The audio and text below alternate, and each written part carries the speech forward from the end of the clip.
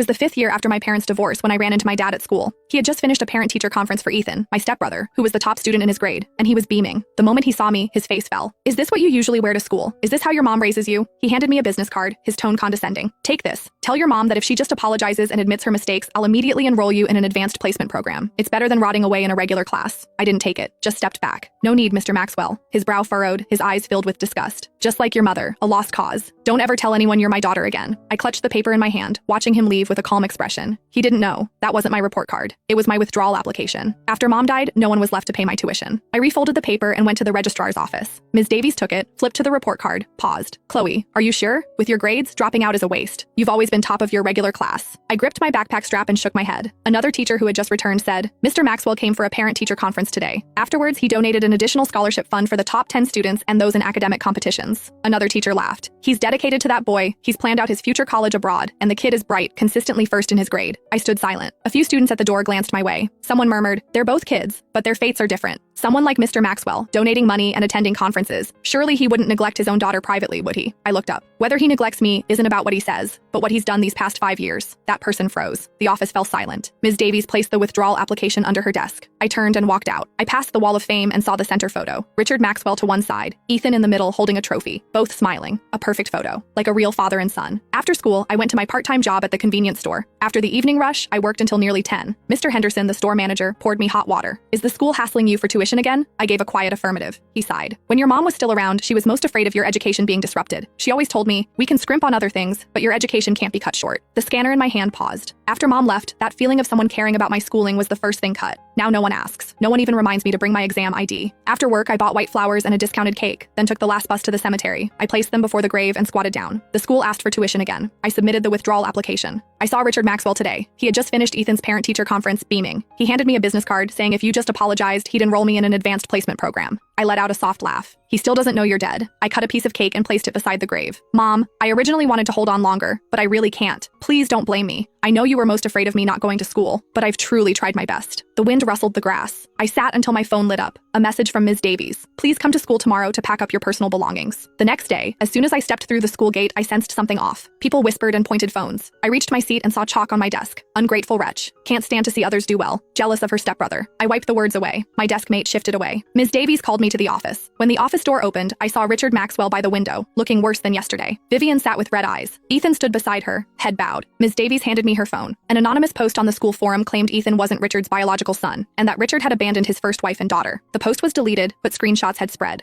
Richard stared at me. "Was it you?" "No." Vivian wiped a tear.